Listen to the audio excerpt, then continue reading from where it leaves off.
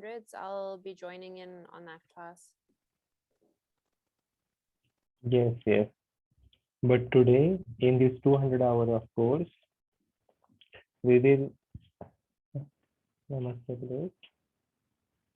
Good morning. And in this 200 of course, I think today is your last day. And even if we can start with any new system, it will take time to understand the concept of the new system as well. So I think we can revise the thing what we have learned of the musculoskeletal system together on this last session, and we will see some things regarding in skeletal and muscular system only instead of starting with the new system, which will not end hopefully today. And it is your last day of the 200 hours, so we can revise. Even I should know that up till here, whatever you have understood or what have you learned up till here on your last day of this course. Okay, we couldn't, or we can start like digestive system, respiratory, endocrine, circulatory, like this system nervous. It is like not the part of your syllabus only, but even there is no point of starting that systems and to learn more things about it in one day. We cannot learn, even the God cannot teach us in one day this all the systems. So about the skeletal system or about the musculoskeletal system, first, like a surprise test or like a revision, I will ask you some questions. You have to just answer any one of you one by one. Okay? Yes, yes. What is that? Who is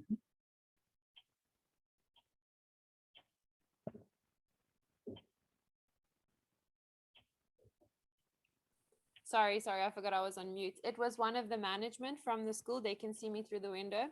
And they were like, "What are you doing?" And I was like, "I'm on the course, the Zoom class." So sorry.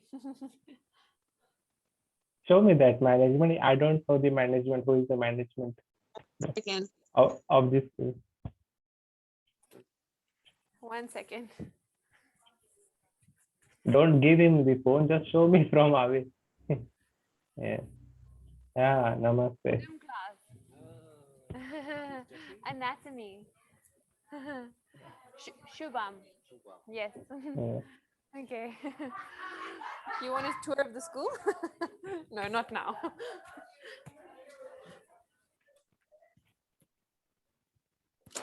Okay. Okay. So about the musculoskeletal system or the skeletal system, first what we learn, like the directional terms, we learn the important names of the bones we have learned. Again, we have learned the kinds of bones. We have learned the cells. We have also learned about some tissues. We have also learned about some cartilage, some importance of anatomy and physiology in this, or why do we need to study.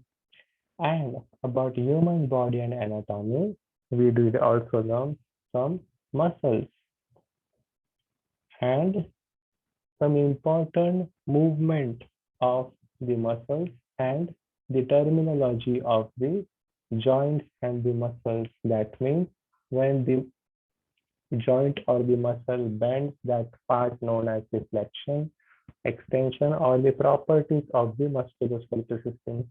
So all these which we have learned, we'll just ask you some things about this, whether if you have understood it completely, or about the back, about the spine. So whenever we start here in terms of yoga, so first question is, what practice do we have to do in general early morning when we practice yoga, as soon as we wake up, what is the first thing which we need to practice as a yoga practitioner? Yes, Kesar, Shimeda, and Play.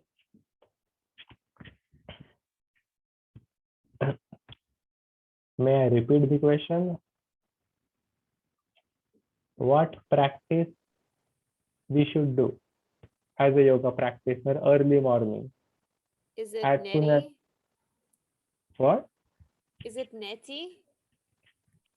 Okay, No. yes, it is rightly. Who said Neti? Shimeda. Pranayama. Yes, okay. So the Neti is the right answer. So this Neti lies under, okay, some place, Neti. It is not Neti, it is Neti, N-E-T-I, Neti. So this Neti is a type of Kriya. So the first important thing in the chat box, I have to write Kriya. So in this Kriya, there are 6 cleansing techniques in yoga. So Shata Kriyas. So in that 6 cleansing technique, in your course, you have learned Neti.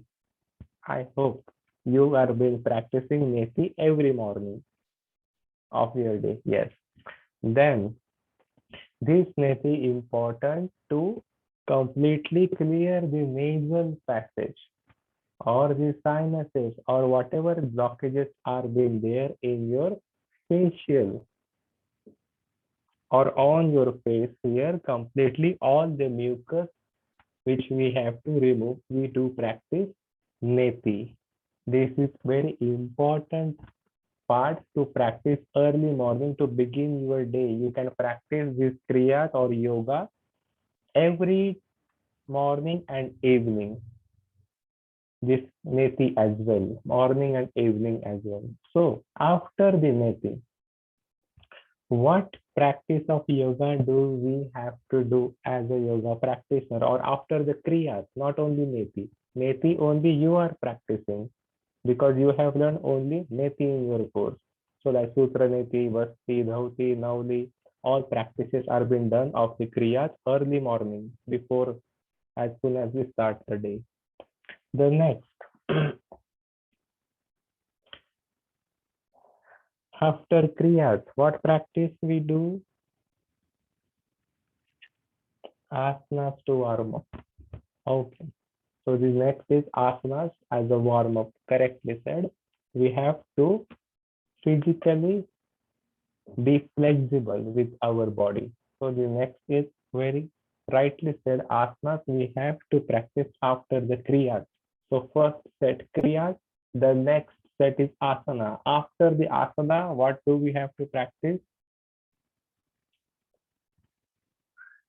Pranayama, very rightly said. After the set of asanas, the set of pranayama we do practice. And after the set of pranayama, or why pranayama we do practice? Why after asana we practice pranayama?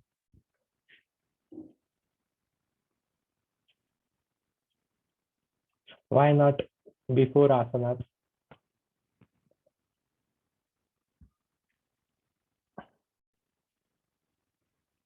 Anyone, not only Blaze. To calm the mind. Okay. To calm the mind, there are many more factors where we cannot or we should not practice pranayama or any breath without warming up our body. So first we have to make our body flexible.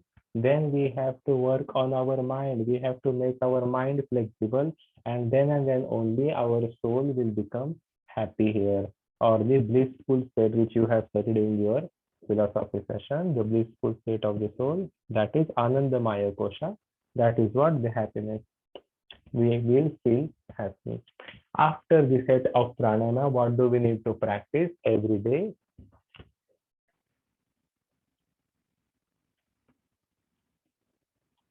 What is this? Meditation. So after the set of pranayama, we have to practice, write down meditation. These are the four important things as a yoga practitioner that all the world or all the people in this world practice. I am just saying yoga practitioners. I am not using the word yogi here. There is much difference. People using the word yogi and a yoga practitioner is a different. Yoga practitioner means yoga sadhak or yoga sadhaka. Yes. Not everyone who is practicing yoga becomes a yogi. There are many more things that I will not say it here. Again, as a yoga practitioner, so at least we should practice this, apply this. After application of these things in our day-to-day life, this is not only yoga, this is not even 1% of yoga. No one can become a yogi even after practicing kriyas, asanas, pranayama, and meditation. This is just 1% of yoga. Not these are just the four things I have taken from the 8 limbs of yoga said by the Patanjali. This is not a sequence given by me. This is a sequence which is given by the Patanjali to start your day. Kriyas, asanas, pranayamas, and then meditation. Here. After, this is the important thing that we should apply every day. Again, apart from these things, I will tell you, like, now we will come to this anatomy and the physiology sections. Apart from this, what has been studied like in the Nadis? Have you been studied Nadis? Nadi? I repeat, Nadi, Nadi, Prana. Okay, Nadi Shodhana Pranayama you have studied. Okay. So what are these two Nadis of the Nadi Shodhana Pranayama? Ida and Ida Pangala. and Pingala. Okay. So what is this Ida Nadi? The left nostril is Ida Nadi and the right nostril is Pingala Nadi. Here in these two Nadis, whenever we do practice the yoga or the pranayama, what is the purpose of this? Why do we practice yoga? Yoga, I am saying, not only pranayama. Why do we practice in general yoga? What is the purpose of this asana, pranayama, meditation?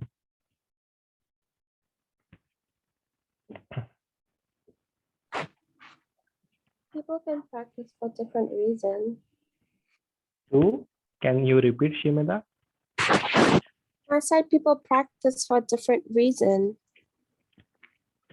I am not asking the reason, Shimada, the purpose of yoga. There are different reasons. Of course, there are different reasons, many reasons. But the purpose, what is the aim? What is the purpose here? That is to raise the level of consciousness.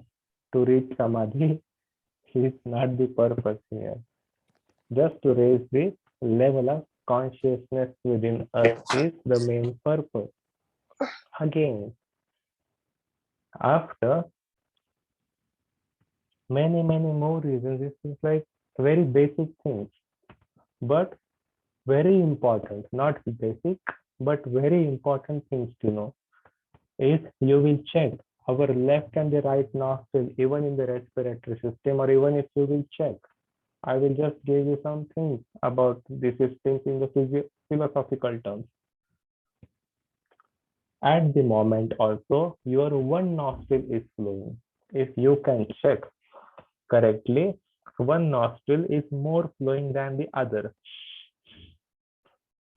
One is little bit blocked and one is little bit more open. So what is the purpose of yoga? The reasons are different.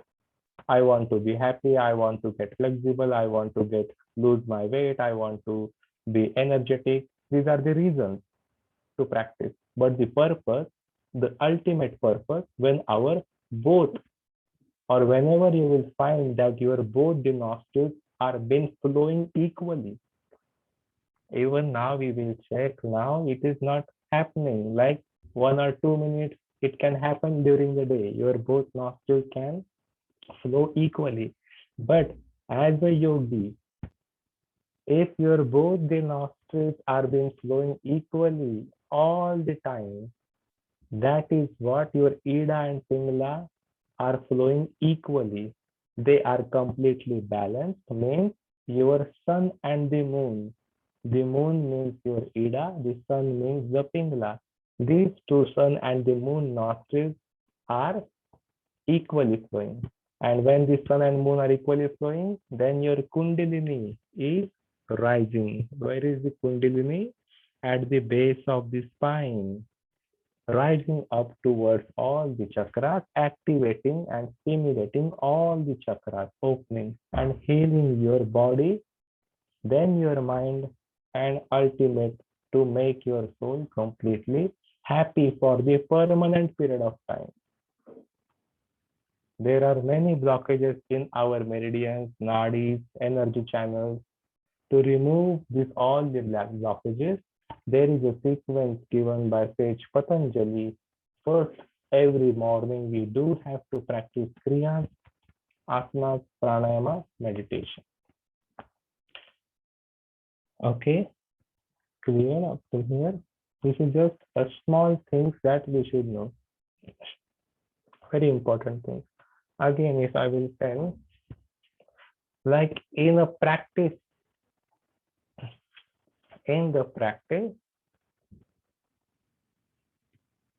if you practice asana, so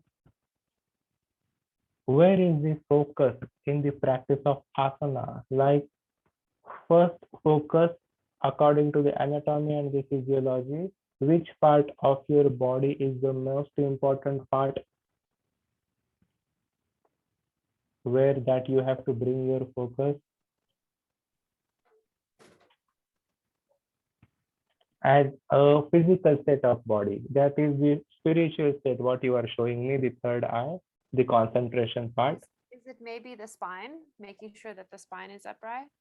If you can tell me, if is it spine, arm, leg, where we should bring the focus first? What we should need to know? Back and spine. Are you saying back and spine? Okay, but back and spine, I will say, is the second important part. Even if the chakras are on back and spine, the first, our hips, pelvic. Yes, I have already told you before. The hips and the pelvic, even if it is unparalleled or if they are not square, if the hips are not squared in certain, not certain asanas, in all the asanas, even if I am sitting right now, if the hips are not squared and if I will do Padmasana, my one knee will go up and the other will stay down. Why? Because of the arrangement of my pelvic, even if I will be sitting in the cross-leg pose. So then I will be requiring that blocks or the pillows under my buttocks. So to completely arrange my knees equally. So hips, the most important part. After the hips, the back and the spine, we need to bring our awareness. Then the rest of the muscles which are getting engaged, there we have to bring the awareness. Hips, back and spine, that's it. And just move your awareness towards the physical state in all the postures. Paschimottanasana, need to bring your focus on after the back and spine, your hamstring stretching, then back bending asanas, you need to bring your asanas on your lower back, how much you can bend. So there are awareness on the muscles after the pelvic and the arrangement of the spine. Apart from this, one more question I will ask, like what part of the body or which bones are the strongest bones when we do the arms, like arm balancing posture. Which bone? Which is the strongest bone? Which one of that is the strongest bone in your forearm when we do like arm balancing pose?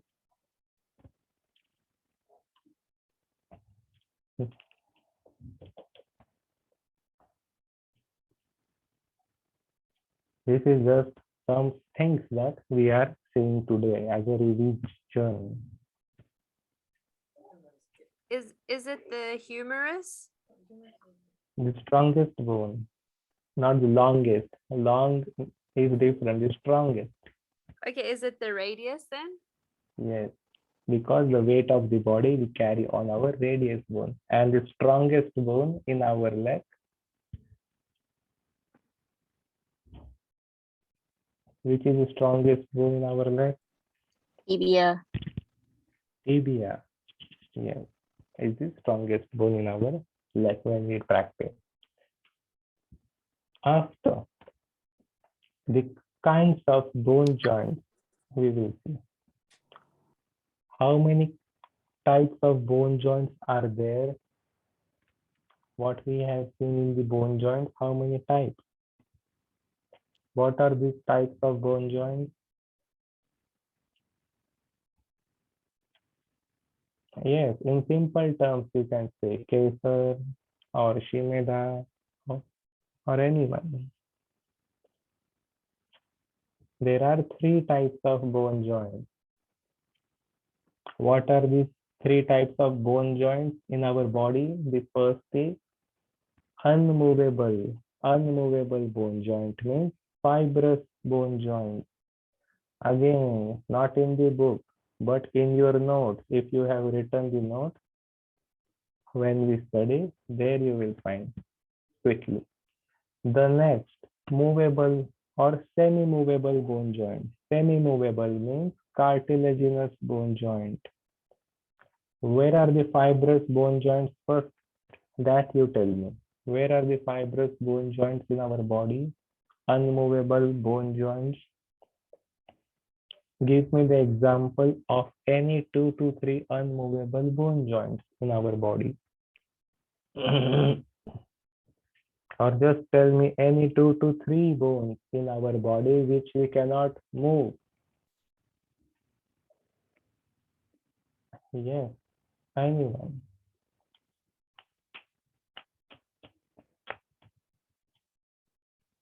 Yes, the bones which are present in our skull. At least tell me 2 to 3 names in the bones in your skull. At least one name. Frontal, temporal, occipital are all these bones in the skull, and in the facial skeleton, the bones like maxilla, zygomatic. Mandible. Mandible. Mandible is movable. It is Oh. wrong. No, I sorry. asked you unmovable bone. And mandible is the movable, only movable bone. Yes. Again, after, correct. Everyone remembers mandible as it is only moving bone. Yeah. The next, what is the example of the cartilaginous bone joint or semi-movable bone joint?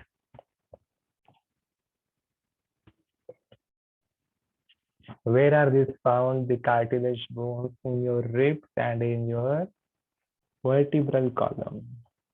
In between each and every vertebra, there is a cartilage pad or cartilage disc here, which can make your spine flexible, or which can at least make your back bend. Without the cartilage joint, we cannot even bend our back. Again, the next are synovial bone joints or movable bone joints, which we have seen 5 to 6 types of synovial or movable bone joints. In that ball and socket joint, tell me, the example, where it is. Our shoulders, So, and hips, yes, so the pectoral girdle and the pelvic girdle is made up of the ball and socket joint. And this is what one of the important joint in our whole body, the first important joint, which can make our body more flexible and to practice import or the advanced postures. Advanced postures can be practiced with the opening of the shoulder and the hip bone joint completely. Without opening, like even for me, it is not completely open. There are many injuries in the body as well for me. Not completely open the shoulder joint yet, but not all the advanced postures can be practiced. But if I can open my shoulder and the hip bone joint, all the rest of these asanas can be practiced very easily. The people who are in the gymnastics or in the dance or like, so they have that ball and socket joints completely open when we are practicing these exercises from the childhood. Again, after ball and socket joint, hinge joint we have seen, saddle joint we have seen, then condylar joint we have seen, gliding joint we have seen, pivot joint we have seen. There are many more joints in our body which lies under the movable bone joint. Hinge joint, yes, you very correctly show the elbow in one direction bending. Am I not frozen, right? My screen.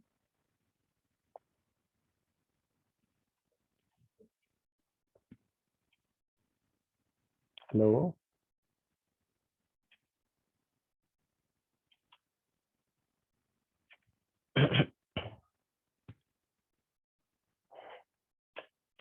Hello. I'm audible. Okay. Again, after this kinds of bone joints, yes, one more thing. What we have learned some range, or we have also studied the types of tissues that are connective tissues, we can say. So now I will ask you one more important thing about the connective tissues. Can you tell me what are these three connective tissues in the skeletal system, what we have learned?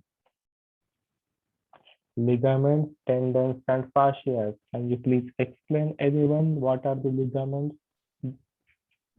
Yes, Shimada, am I audible? No, never mind. Cartilage. The connective tissues I am asking about the ligaments. So can you tell me what does that ligament means?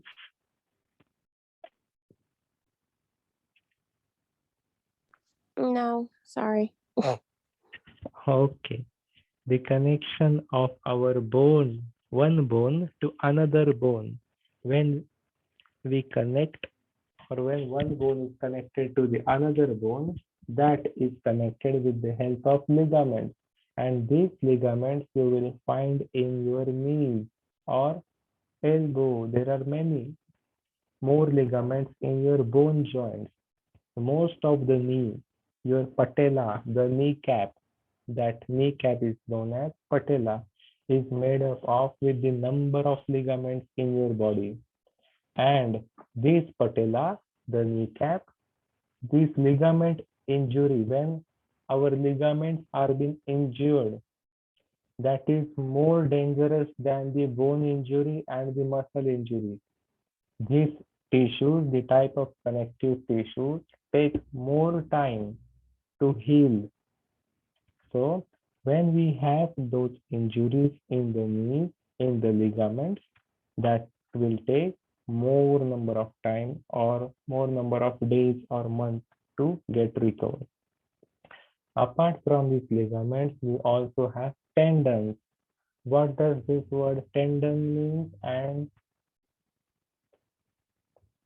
tendons means which connects our, yes, anyone?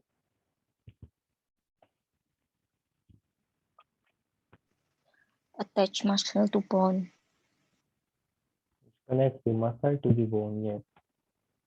And fascia means very rightly said, careful, which connects the muscle to the muscle.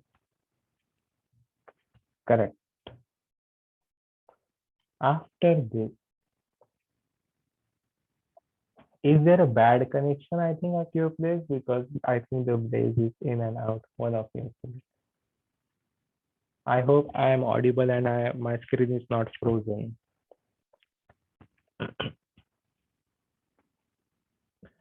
Then the next, the range of the motion or whatever the joints we have seen, the range in which motion and in which movement they flow. So what is this range of the motion? Again, reflection. Reflection is the term which decrease the angle between the two joints or the parts of the body. The next is extension, which increase the angle of the two parts or the joints of the body. The next term is abduction, which increase the angle, not which increase, which moves the part of the body away from the midline of the body.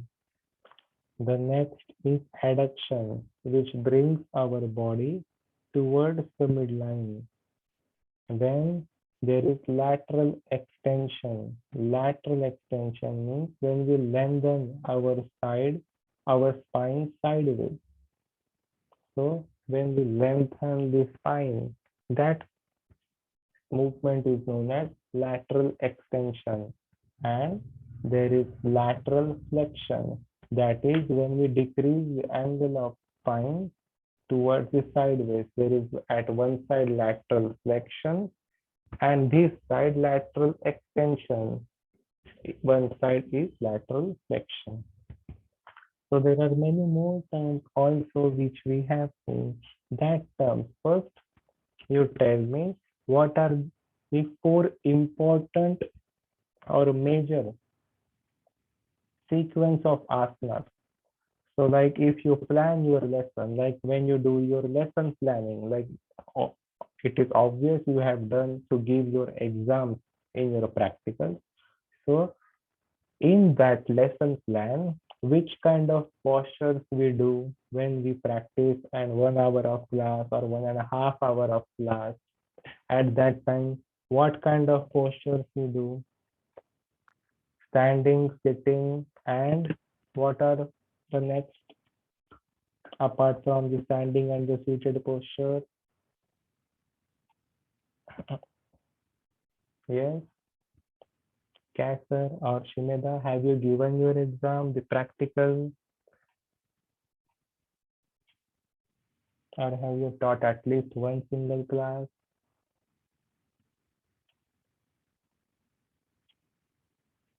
Then next, yes.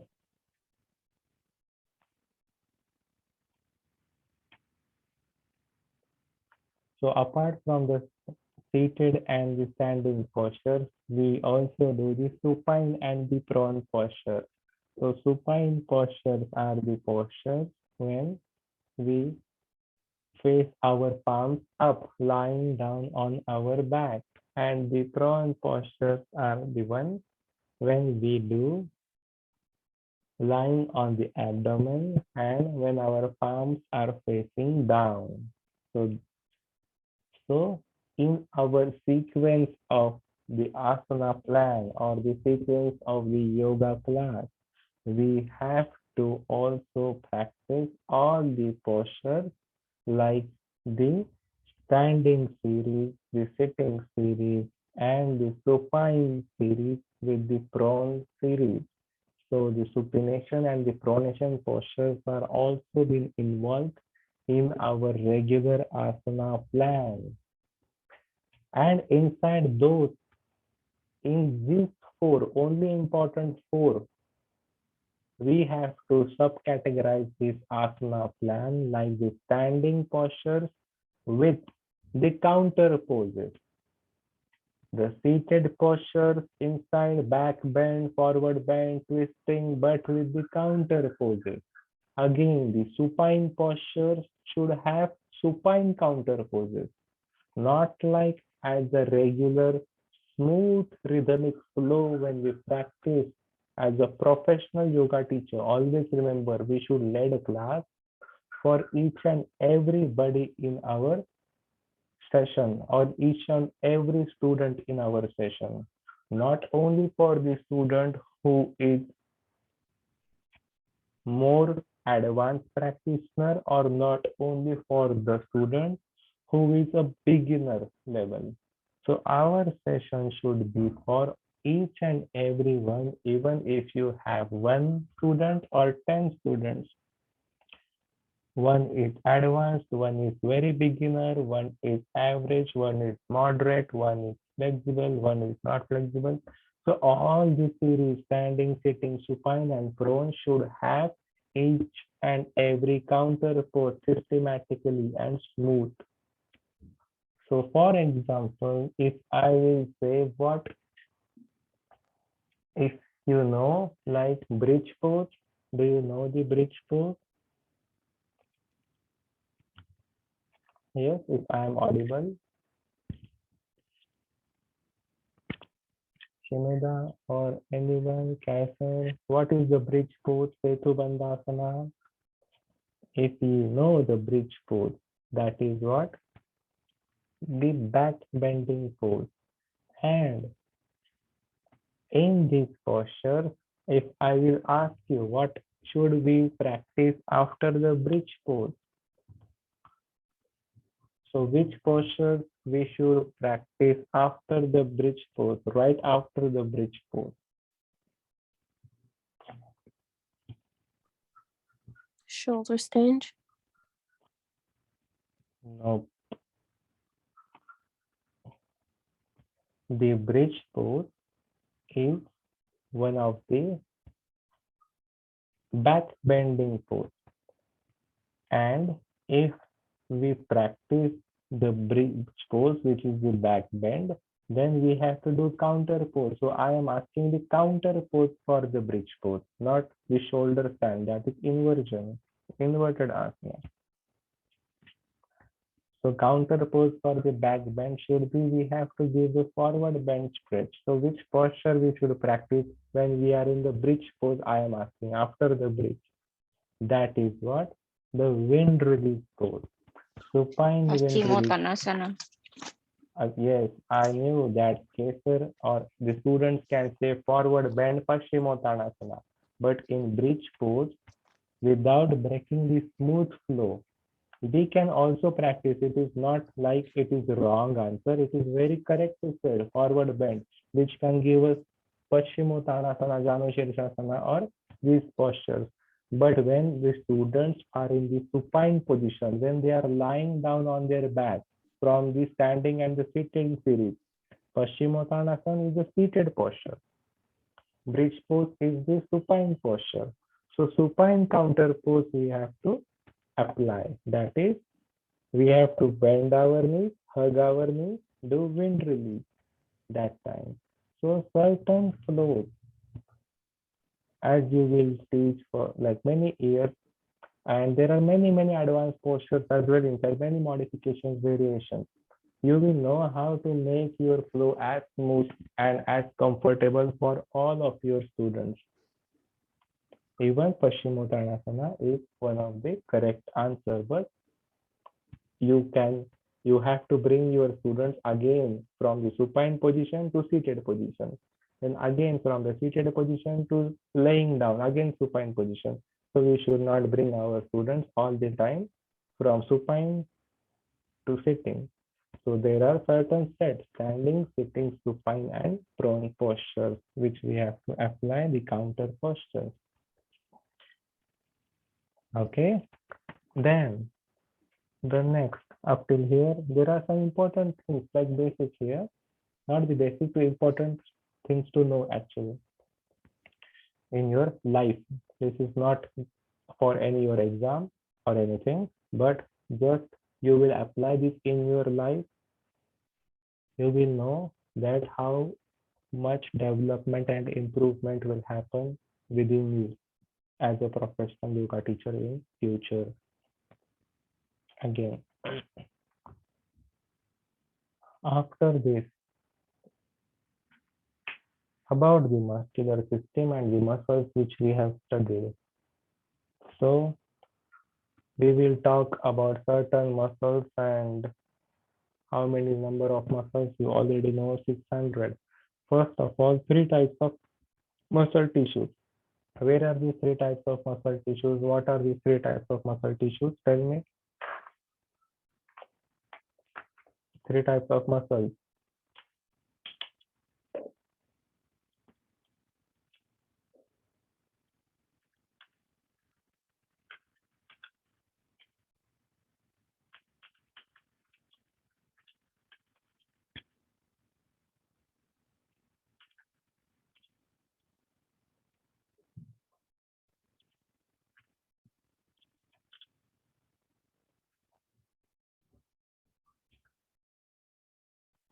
The three types and the three kinds of muscle are the visceral muscle, the smooth muscles.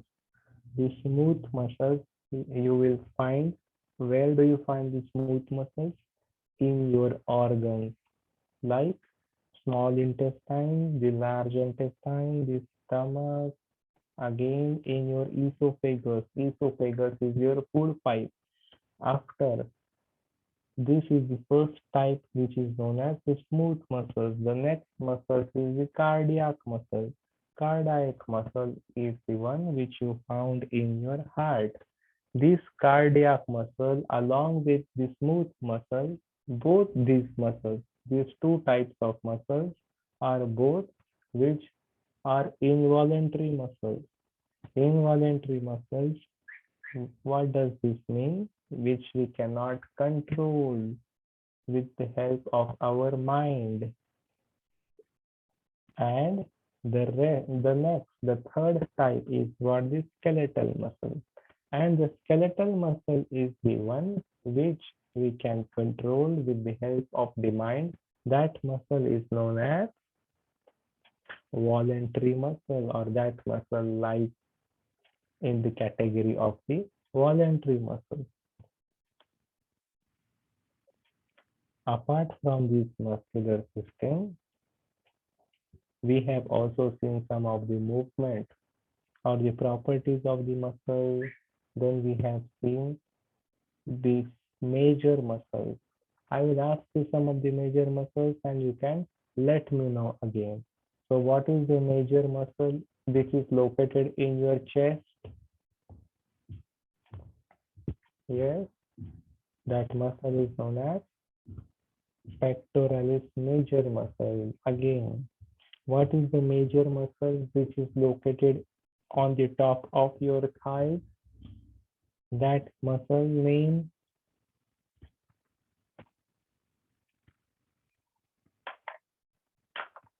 Yes, anyone?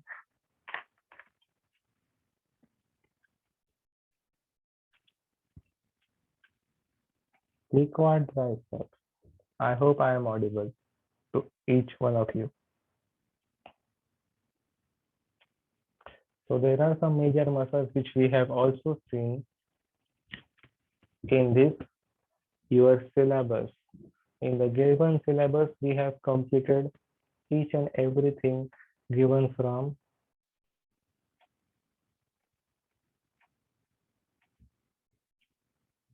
the Wi-Fi super bad, you fruit, I bear.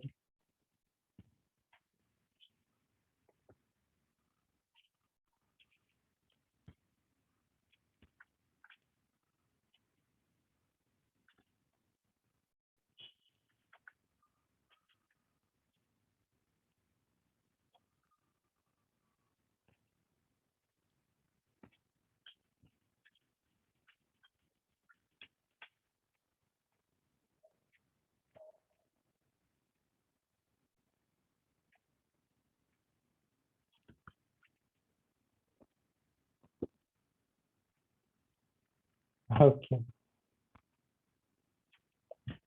It was good that we did not started any new system, and I kept some the syllabus, or I have completed the syllabus, because today I can see.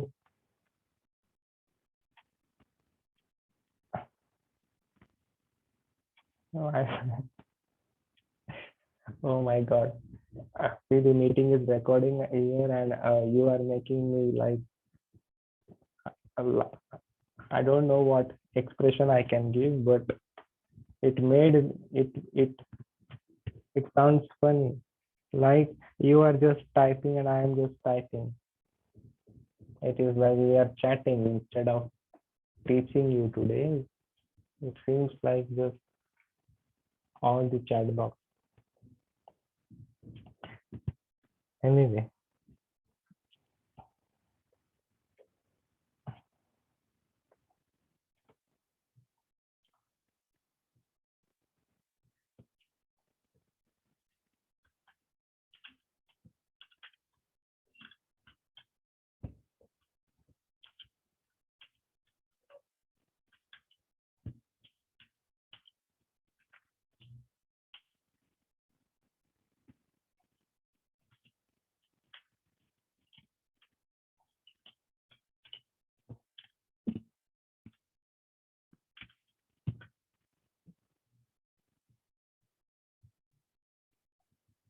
Casper, can you hear me?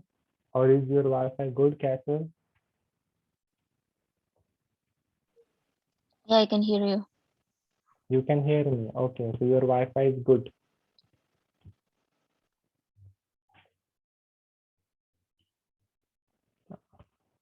Okay. If you have any questions regarding what we have learned, what do you want to know more or much things about anything about the systems which we have filled, or anything regarding the anatomical and physiological systems, you can ask me anything you want to ask about any system or anything. We'll give you this, yes, Blake, Shivera, or Kappa regarding anything of anatomy or physiology, or any asana regarding anatomy and physiology. I can explain on your last day. If you have any questions, please ask. Grace, is your Wi-Fi working well now?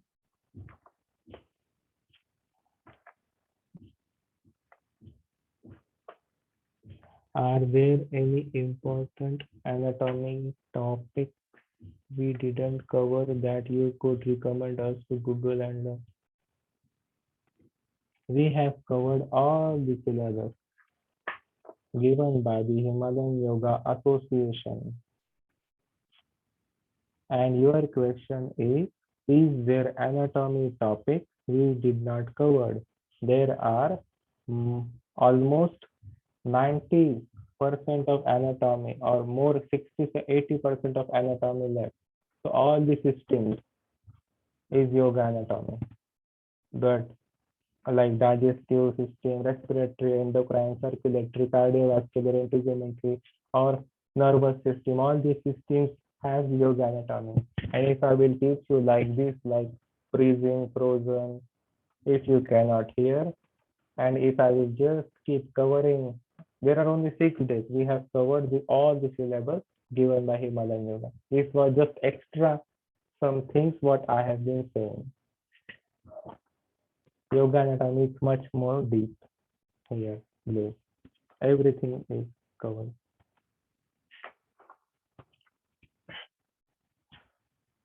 Can you recommend any good yoga anatomy books? I am honestly saying, like, I don't know a single book of yoga anatomy. These are just the things which we studied in the university, and that's it. In the university what I studied, that I am just sharing. But there are many books of yoga anatomy, many good books. Like I have taught like more than 2,000-3,000 of students, and they do have one book. I forgot the name. They do usually use that book. I can recommend you to read Sobota. Yes, you can read Sobota. If she is recommending, Casper is recommending Sobota. Read Sobota.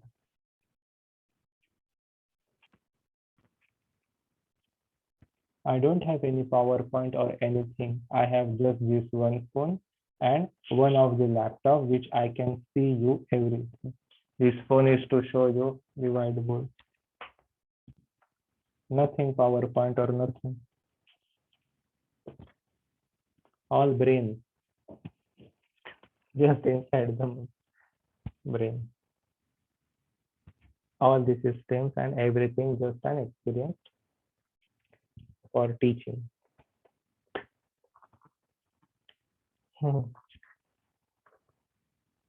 Now,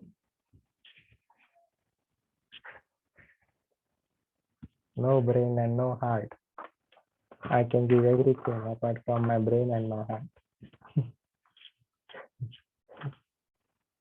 Anything else? Okay, so we have covered everything about. We will see something. What other schools do you teach at? See, I teach like Himalayan yoga. I have just one, but there are many schools. There are, and I don't want to like. There are many schools. Like how many I can say? Like I like to help many people. So when people ask me to teach for them, I just go and teach them, or instead I just teach my own private classes or personal classes, I will say. Some schools in Goa, many schools in Rishikesh as well. So try to keep in touch, I will say. And on your last day of your 200 hours, also try to practice or keep in practice, even if it is last day. And we will see. I think there are no more questions regarding the topics or the subjects. The questions you are asking are like PowerPoint and if anything apart in your therapy questions, any questions. Okay, I will ask you one thing about the digestive system therapy, or I will ask you a question if you don't have question. After you have a meal, after you had a meal, okay, after you eat a food and after your meal, what do you do? What is the first thing you have to do? Do you sleep? Do you dance? What do you do after the food? Or do you walk? Do you run? Yes. Walk. Yeah. So this is Shimeda. What we need to do as after the meal, that we don't have to walk right after the food. So the first thing after the meal, always remember that we have to do Vajrasana. Vajrasana. Vajras. So this is the posture Vajrasana, which we just sit on the top of our calf muscles, on our knees, the kneeling posture. And why this Vajrasana we need to do? Because this is just one thing I have to tell you, that in our calf muscles, here behind in our calf muscles, there are marma points. There are marma points, marma pressure points. Marma therapy is different. We cannot teach you marma therapy here, but marma pressure points we do press with our thigh muscles. Those marma pressure points are for the digestion, to digest our food in our meridians, in our nadi as well. In our meridians, you will find those Marma pressure consolidation. After sitting for minimum 5 to 10 minutes in Vajrasan, then and then only the person should go for a walk for at least 20 minutes, and then the person can do his or her any activity. But after a meal, a person should always sit in the Vajrasan 5 to 10 minutes. This is more important. People hardly know after practicing yoga. There are many important things to tell you, but I wish you all the best, all the luck now. This is the time is up, and have a good day. And I will see you all in your next. I hope, I don't know if I will be teaching in the next 300 or not. Let's see, but I hope. So thank you. Thank you so much. I really do hope that you're teaching in the 300, because even just from 3 or 4 Zoom classes, we learned a lot from you. Thank you. Thank you so much, Blake, Kather, and Shinada. Yes, Thank you. thank you. We end up this session. Thank you.